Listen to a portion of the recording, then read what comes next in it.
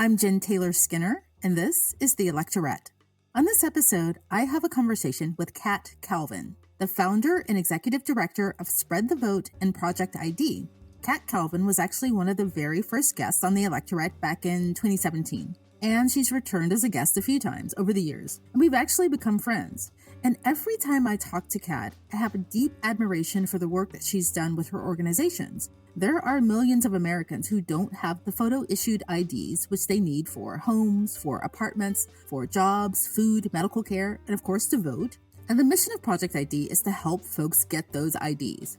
Additionally, there are 21 million eligible voters in the U.S. who don't have the ID that they need to vote.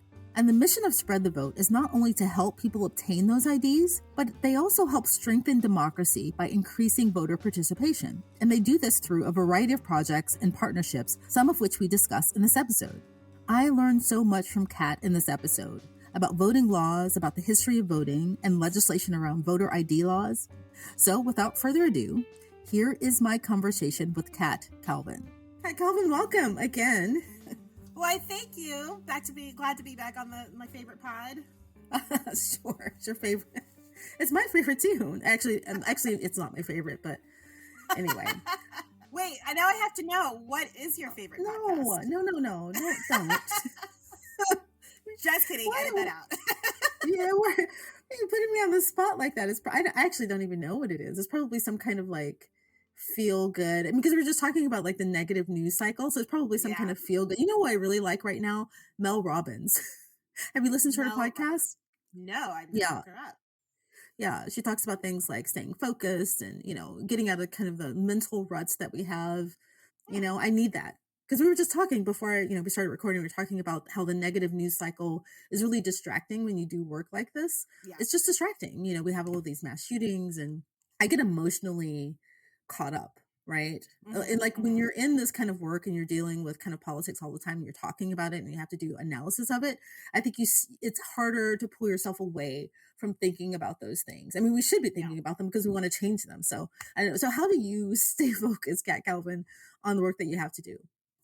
I think that it is different when you have like all of the sort of, like massive responsibilities of running two orgs, but also I'm like a very specific mission. So for me, it's like I am like hyper focused on, all right, I've got to like fundraise, I've got to get policies introduced, I've got to like get IDs, and like there's so much that I just have enough time to focus on that. And then I like, it's me. So I also like am taking like 2 film classes this semester. I don't know why. I don't have time for this. Right? Like all these things. And so like there's so much going on that like I can't even tell you the last time I watched the news. I'll read it, but like I have stopped having cable news on ages ago unless something like wild is happening. Like if the Capitol is being insurrected, then I will turn on the news. Otherwise, I'm reading it, but like I'm really, there's so much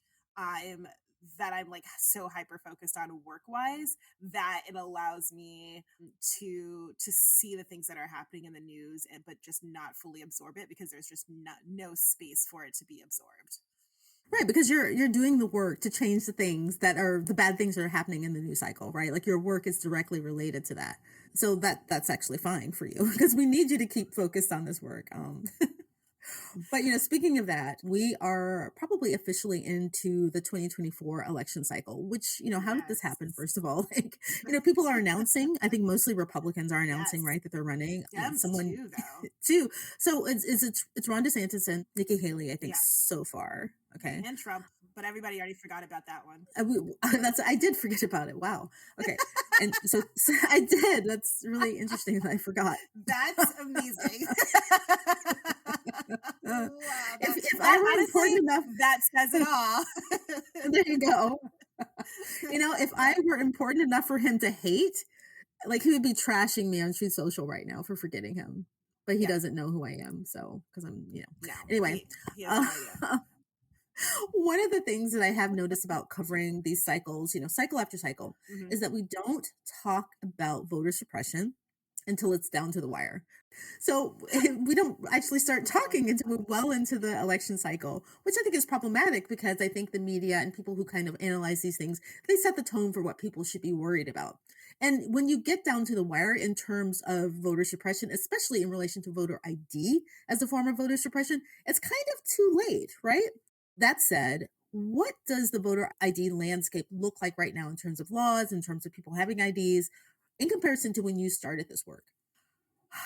That's a good question. So, when I started Project ID Spread the Vote in 2017, end of 16, early 17, we just had the election. We had 21 states that had voter ID laws, which was up from like four-ish in 2013 when the Supreme Court tore out a bunch of the Voting Rights Act in Shelby County v. Holder, which then let them really proliferate. So from 2013 to 2016, we went from like four-ish to 21. We are now at 36 states, I believe, that have voter ID laws. And so since I started this work, it has gotten significantly worse. The Supreme Court is now a body that is almost always guaranteed to make a decision that restricts the right to vote for certain people, unless occasionally there is like enough of a states' rights things for Roberts to feel like a little uncomfortable.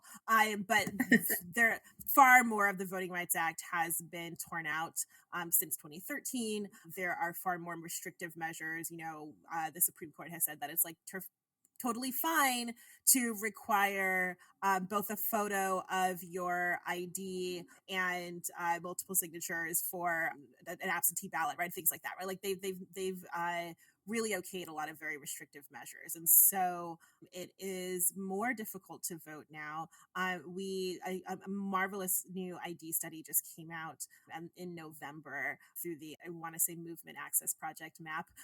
I love them, and I'm bad at acronyms, but they found that when we started, we had about 21 million American adults. What was the latest study, and that had been from like 2012, 2014. So we knew it was a little old even then.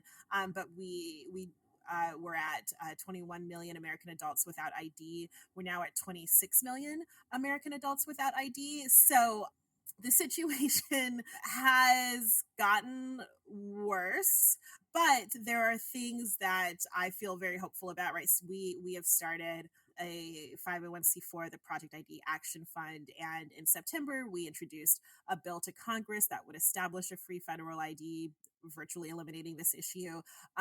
We just introduced a couple of pieces of legislation into the California state legislature that would significantly expand access to IDs. We're working on doing that across the country. There are some other great local organizations working in different states that are working on ID legislation in their states that we're helping to support. And so while the situation is much worse than when we started nationally, we also have a much better handle on how we can solve the problem, and we're working towards that. Right, right. I was actually looking at that same study from MAP. It is Movement Advancement Project.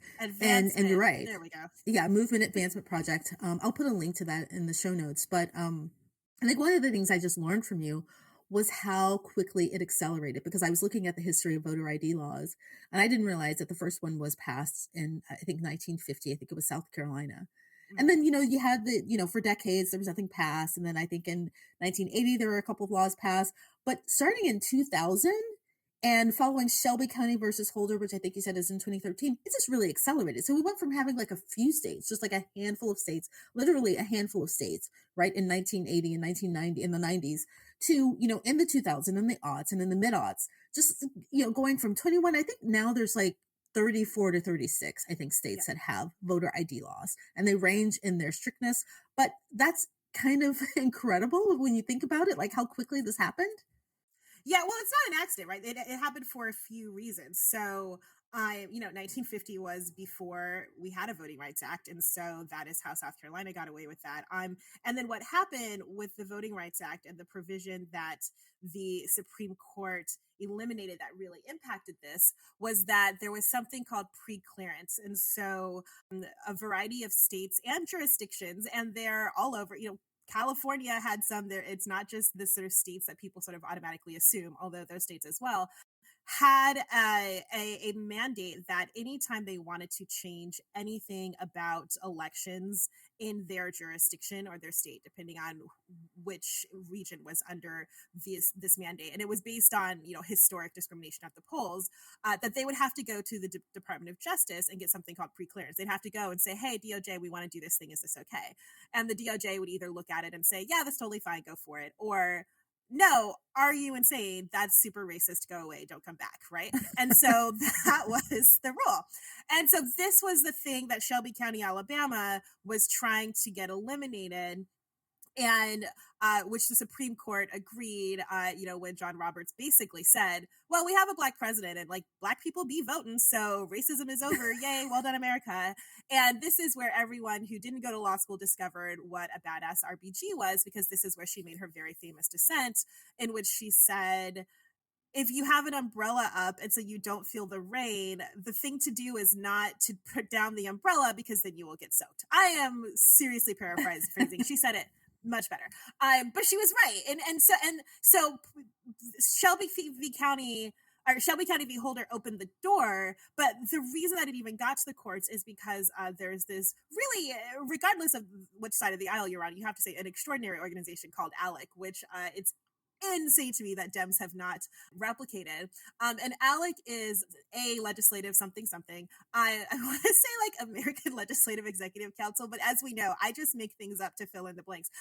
But basically what ALEC does, and either Colbert or Jon Stewart did a show on them like a million years ago. That was incredible. That you should look up. But essentially what they do is they write legislation. They're a right-wing organization. They write legislation, sample legislation, that they then send to Republican legislators around the country, who just copy paste, add in their state, hilariously sometimes don't, and then put it, pass it through their state legislatures, and then we have new laws. And this is why you see states replicate laws, and usually you're like, wow, that popped up really fast. Well, it's because of ALEC, and it's because the Republican Party is very, very good at setting an agenda and then following through on it. They're excellent at that. And so what you had was, there were some lawsuits in some states that were really testing out voter ID laws before Shelby County v. Holder, and so that by the time it went through the Supreme Court, they were ready. And so literally within hours of that decision coming down, Texas and Alabama started working on passing voter ID laws, and we went very quickly. In 3 years, we went from like 4 states to 21 states having voter ID laws by the time of the 2016 election, and then it was like 36 by the time of the 2020 election, right? And it's because they had the legislation ready, they were prepared, they were organized. As soon as the Supreme Court decision was decided, they were ready to go. And there was no Democratic effort to stop it until it was too late. But because McConnell and the Republicans have also done a really incredible job of taking over the judiciary, it is almost impossible to get voter ID laws struck down by the courts. In Texas, it's been struck down 5 times and they still haven't. Because Texas, A, they'll make tiny changes, and B, Texas has this really incredible thing where their state legislature only meets once every 2 years. And so they always have 2 years for their like really crappy laws to stay in place, because they're like, sorry, we're not meeting until the apocalypse. And so like, and then, wait, they only meet every 2 years? Yeah. No, it's unbelievable. Texas is a country and their state legislators meet every 2 years. Wow. Okay, I'm sorry I interrupted you. Please. Florida's meet for like 5.5 minutes a year. Like, it's unbelievable how some of these state legislatures operate, and people don't realize they're not there, and on purpose, like very much on purpose. And what happened in Texas is eventually Dems just gave up. And so that's though how these things happen so quickly. And why we started, when I started this, I was like, we just got to get people IDs, because it was very clear this is not a reversible issue. It is not a thing that's going to change anytime soon. And the only reason it's not all 50 states is because, well, about 2/3 of the country is either double or triple R, right? Which means that they're either 2 or all 3 of their legislative bodies are run by Republicans. And so it makes it a lot faster to go through. Rhode Island is the only triple D state that has voter ID laws. And so the other states are sort of the like few Democratic run states that have not implemented voter ID laws, but pretty much all of the Republican states have. Wow. And I have to say, this conversation has been really instructive. And I'm not saying that like out of surprise because I know you're incredibly brilliant, but like we've had so many conversations. I thought that, what else do I have to learn from Kat? And I just learned a lot from you, right? And the ALEC, it's the American Legislative Exchange Council. I did an Oh, episode about them. I Yeah. got Is that all but right? one word right. I don't know. Yeah. I said executive, but I got the rest right, so I'm pretty proud of myself. 3 out of Oh, 4. very good, very good. Yeah, I did an episode about this a while ago. Not a full episode, but just we talked about this. I don't remember what it Yeah, was on, but you're right, there is not a democratic equivalent because I was asking, how do we see the exact question or the exact thing you just addressed? Like, how do we see these Republican bills happening state over state? And they're very, very similar, right? There must be some kind of organizing entity in its ALEC, right? And I think it's we see Alec. that with abortion bills, Yep. anti-abortion bills, and all sorts of things like that.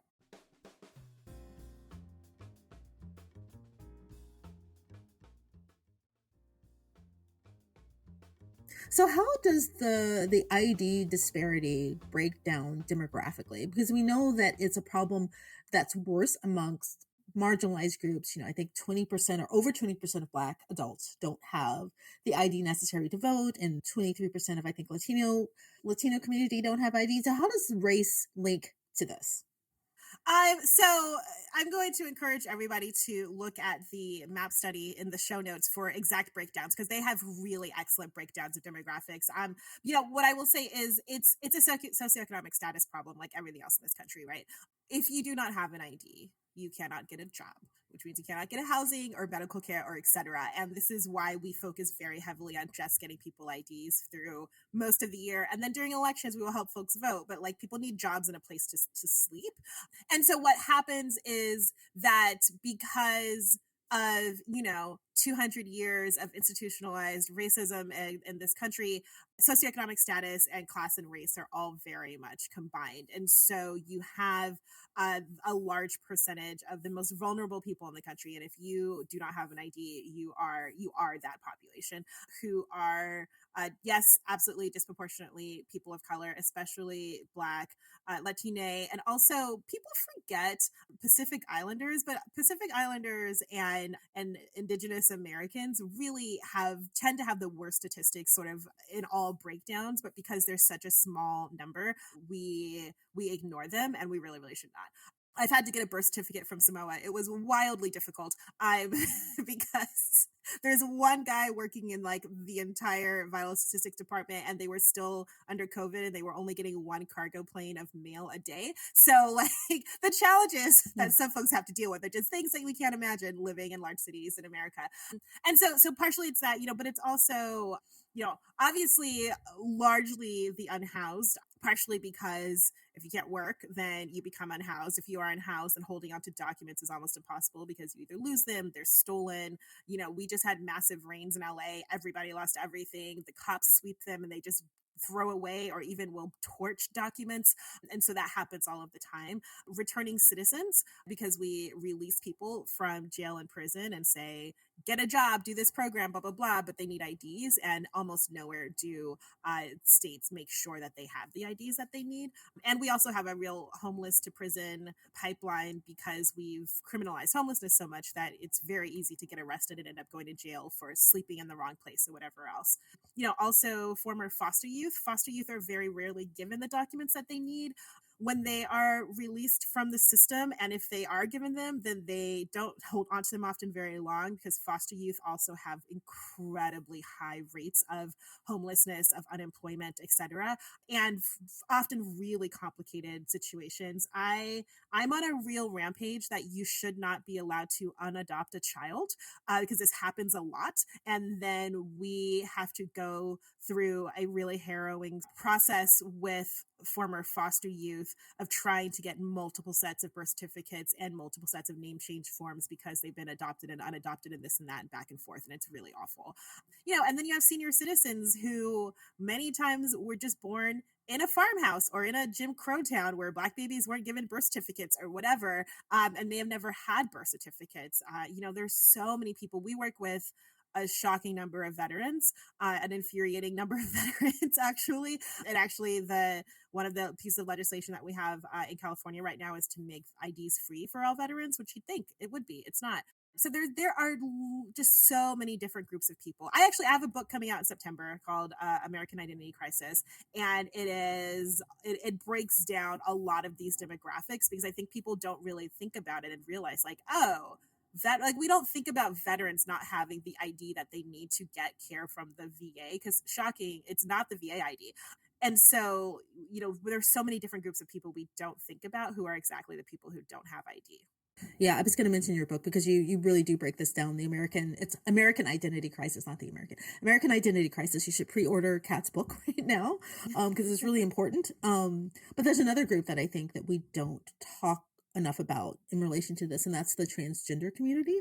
There's lots of hostility directed towards the transgender community right now, and a lot of states don't make it easy for people to select their desired or their correct gender marker on their ID or to change IDs once they need their gender identity marker to be changed, right?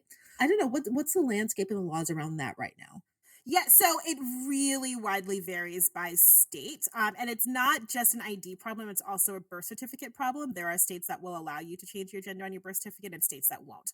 And if you can't change it on your birth certificate, then usually you can't change it on your ID in that state as well. And so there are a really large percentage. Again, and the MAP study has a really good breakdowns of this. There are really kind of absurdly high percentages of transgender folks who do not have the correct ID because they live in a state where they can't, or B, because it's kind of a complicated process. It's not a cheap or free process. Often, changing your name in pretty much every state can cost you a few $100s, and you have to go through the courts. It's a whole thing. I did it once, and I was just like, this should not be this hard, and I'm just doing it for vanity purposes. And so, like, it is there are multiple levels at which it can be really challenging for someone who is transgender to be able to change their name if they are able to at all. And so, here in California, of course, it's pretty easy. You still have to get your birth certificate, and depending on what state you were born in, that could be more or less difficult. You still have to change your name, which costs money, but like you can have whatever gender you want on your ID.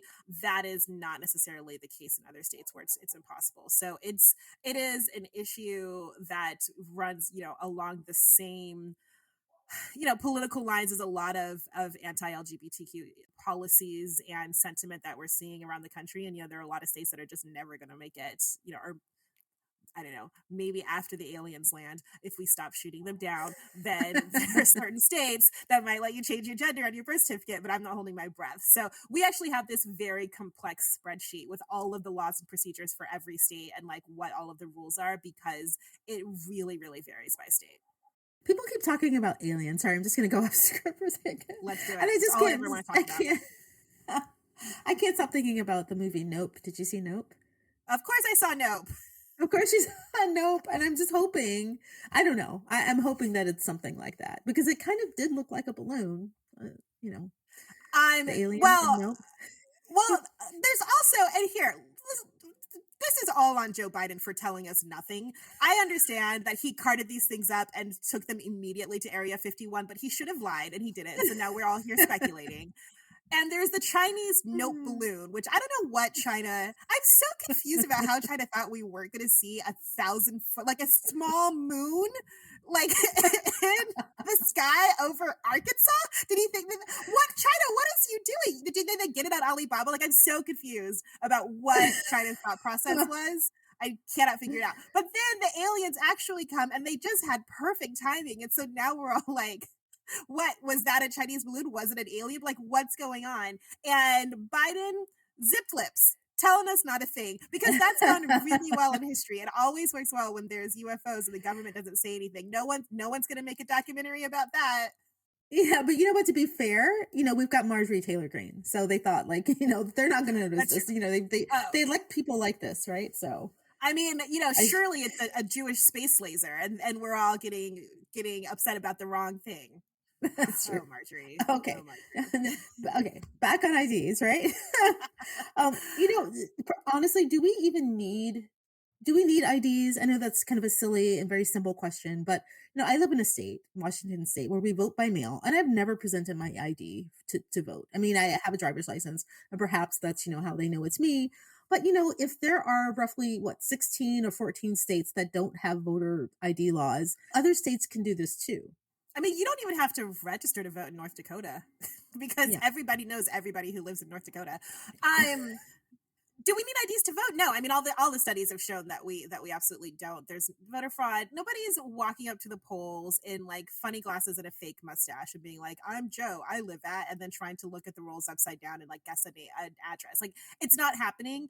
You know, we don't need voter ID laws, but IDs, are actually really necessary for surviving in life, and that is where it's really absurd that we're one of the only countries on the planet that don't just make sure that all of our citizens have an ID. No other country has this issue, right? But like for us, we believe that you have to earn the right to live. And so we don't make sure that people have the basic thing that they need to get a job or access benefits or like medical care or whatever.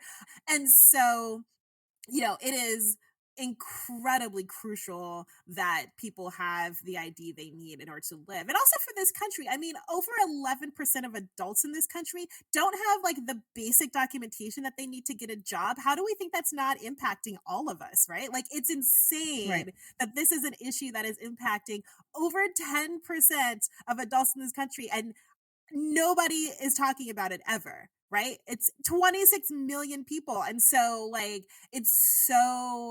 it's impacting all of us in ways that we have not acknowledged yet. And this is why then it is a very easy thing to be able to take advantage of when you want to make sure that certain types of people can't vote because we're already making sure that they can't do anything else. And so it's like, oh, well, this is a very easy group to kick while they're down. Nobody cares about them.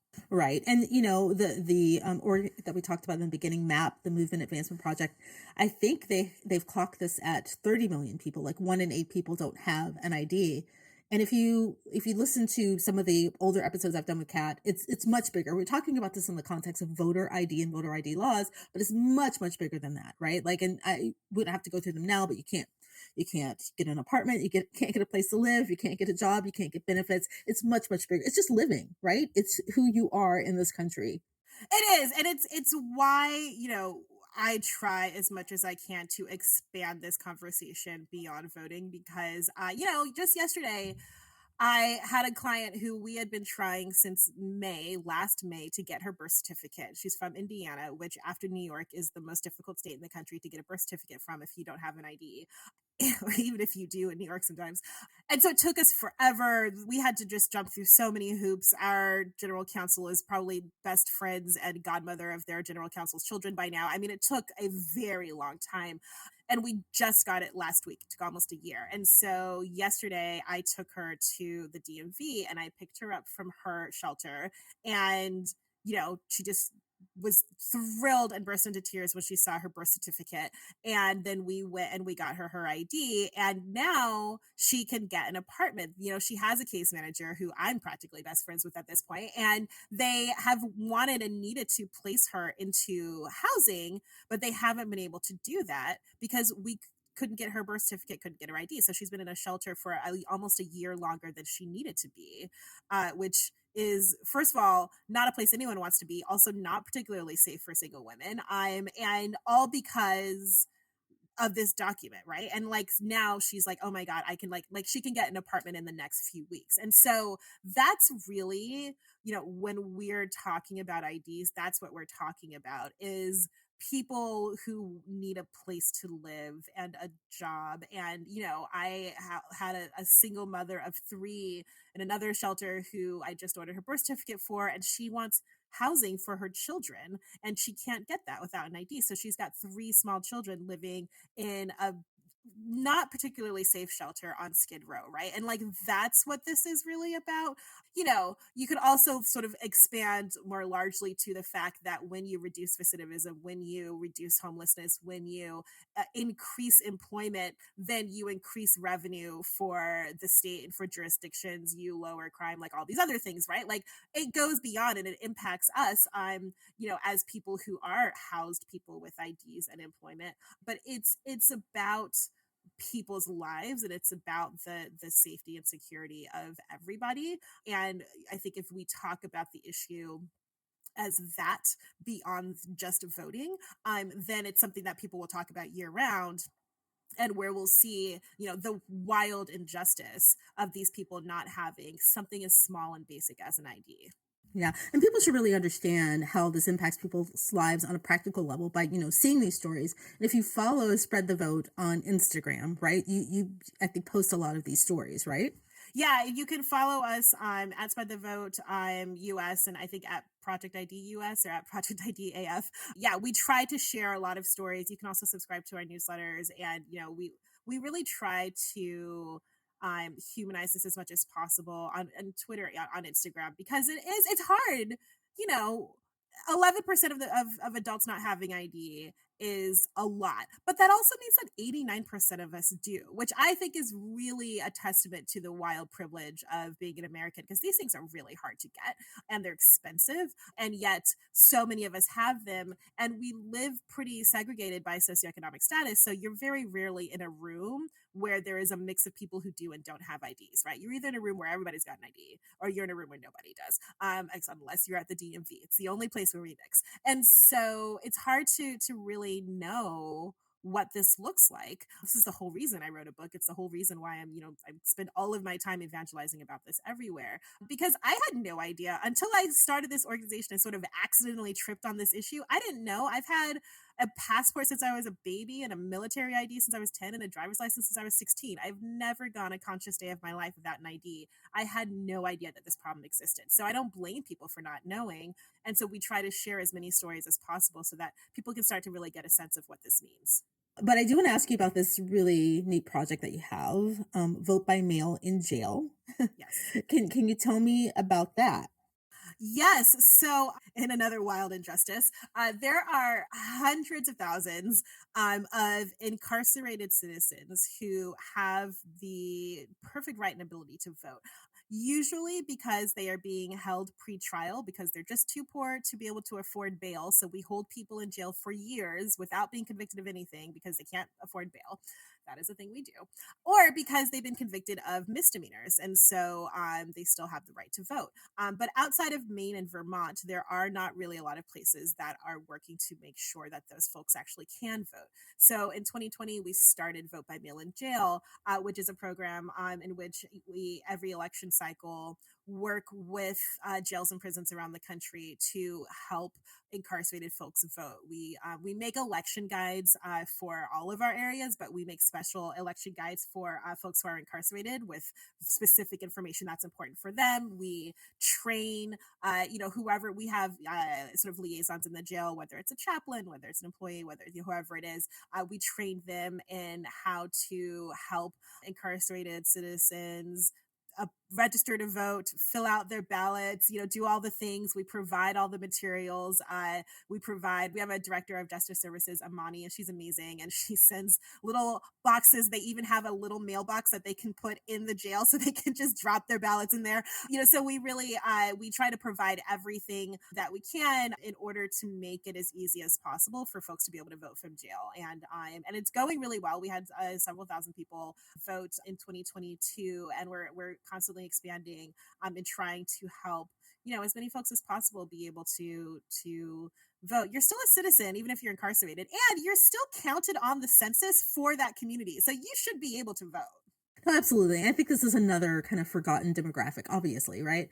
One thing that I'll say is that right now, it's February. 2023 came in hot. Like 2023 just came in just slapping all of us in the face. Like, Yeah, oh, yeah, yeah. you thought you were getting a break? That's adorable. 2023 did not come to play, and it's a rough year. Eggs cost $1 million each. I had like incredible grocery shock, and I am single with no children, and I was like, I can't afford to eat. What are people doing? Yeah. Like, why did I spend $10 on 3 grapefruits? I'm so angry about this. And they look, were they the biggest grapefruits I've ever seen in my life? Yes. Were they worth $3.33 each? No, $10 on 3 grapefruits. I'm still mad about this. Yeah. And so, one of the things though that happens is that while folks are paying obscene amounts of money for groceries and gas and everything else, the first thing that happens is that we stop doing charitable giving. But at the same time, that's exactly what nonprofits are seeing more and more need. And so, what I would ask of everyone who's listening is, whether it's us or whether it's like whatever nonprofit you care about is probably feeling the strain right now. I know times are tough, but toss a couple dollars at them. It really helps. It really will matter. This is a very tough quarter, and I am in a commiseration group with many other nonprofit leaders. I'm always talking to different folks, and it is a time when we really need folks to step up a little bit and to help us out, because what happens, our average ID cost is $40. $40 is a lot of money, or a not insignificant number of grapefruits. And what happens is that maybe someone who could have afforded that 6 months ago can't afford it now. And so now they need to come to us for help getting that ID, getting that birth certificate. I just spent $67 on a birth certificate yesterday because times are really tough for them, and so we actually see more need. And so I would just ask folks to think about that, because I think that it's tough to understand, if you have made the very wise decision not to run a nonprofit, what it looks like to run a nonprofit in a rough economy. And so feel sorry for us. Buy whatever nonprofit leader a drink or three, and maybe toss a couple dollars at their organization. I've heard this time and time again, and over the past like 6 months, maybe, that nonprofits are really struggling right now. So I'm Yeah. here for you, Kat. Please support Spread the Vote and Project ID. I'll put links in the show notes. And yeah, because we've got to get this done. Anyway, well, Kat Calvin, thank you so much again for joining me. Your book is American Identity Crisis. It's just coming out. Please pre-order the book, along with supporting Spread the Vote. And yeah, thank you. Thank you for all of your work, and thank you for talking to me. Thank you. And you can pre-order it at Kat Calvin, that's cat with a K.com/pre-order. It'll take you to bookshop.org. It's at other places. So, you could go to the Jeff Bezos lands, but you could also go to your independent bookstore and pre-order it from there, because you're a good person. That's exactly. Okay.